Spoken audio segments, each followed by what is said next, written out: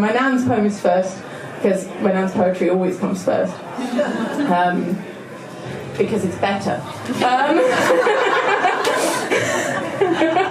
A lot of her poems, when I was archiving her work, end to end, we produced this book with help from many friends, but in 3 weeks, trying to get it into her hands while she was with us.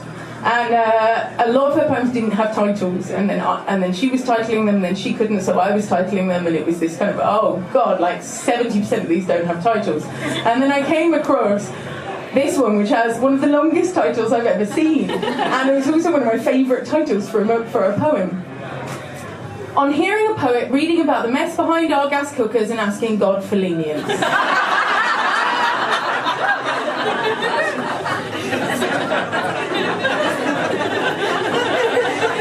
She's very witty, she still makes me laugh. Yeah, that. They all disapprove, finding sclerosis in the cooker and cancerous growths in the fridge, infections on the stairs of crumbs and hairs. They know the fate of all my carpets is to sulfurate. They have seen my fingers nervously twitching at a book while the house bled to death before them. They've seen my eyes refuse to focus on the piles of ironing choking the arteries and the paralysis in larder and airing cupboard.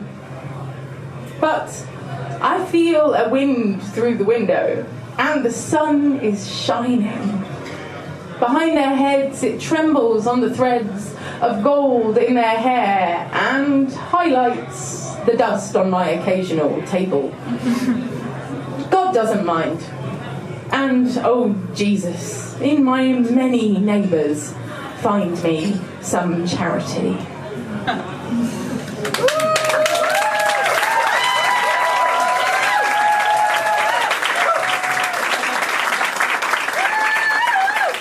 You always learn new things about someone, and something I learned from this, but also from looking after her at the end of her life, is like it really came into focus just how funny she was. She barely speaks, still can crack up a whole room full of family and carers, like with one sentence, which is a hell of a gift.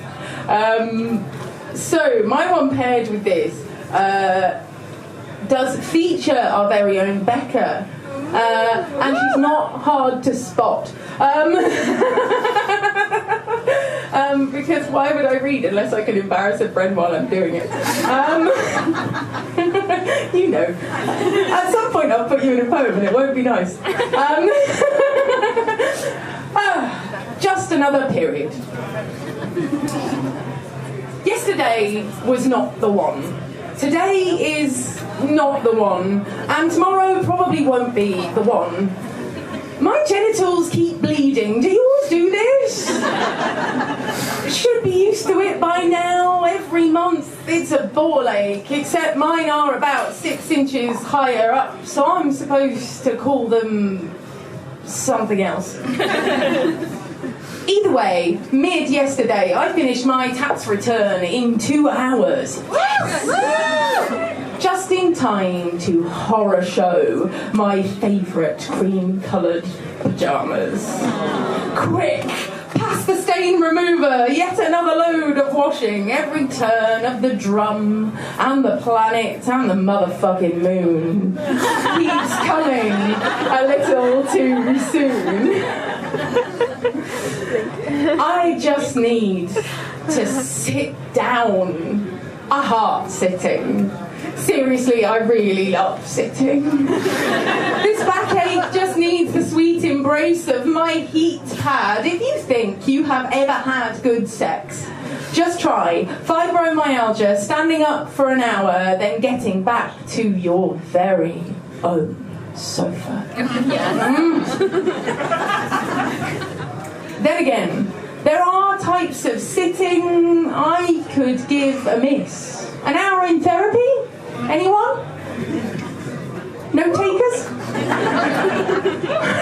Hilariously, I think my therapist might be trying to dump me. Oh, so gently. I'm not very decisive, and once a month doesn't work for either of us, both sporting the 3-year itch. I actually did finish therapy the other day, and I gave her this book, and I had to write in the margin, please, this is a joke, don't worry. Probably shouldn't have given her the book, but what can you do?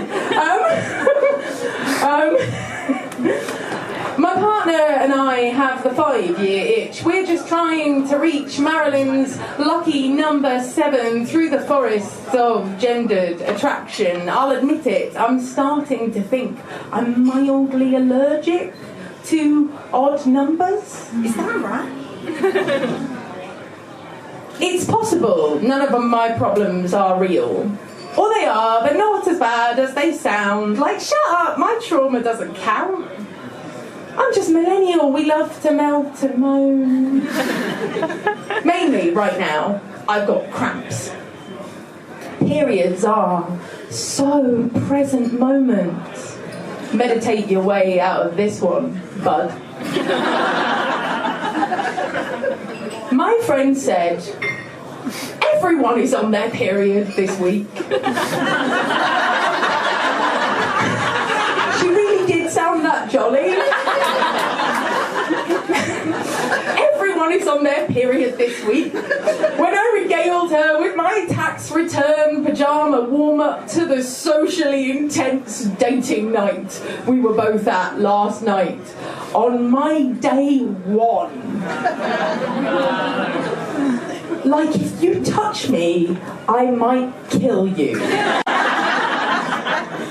My friend got numbers, I got Instagram handles. As she told me and half the room of total strangers, this morning the dog ate my tampon. I was outdone.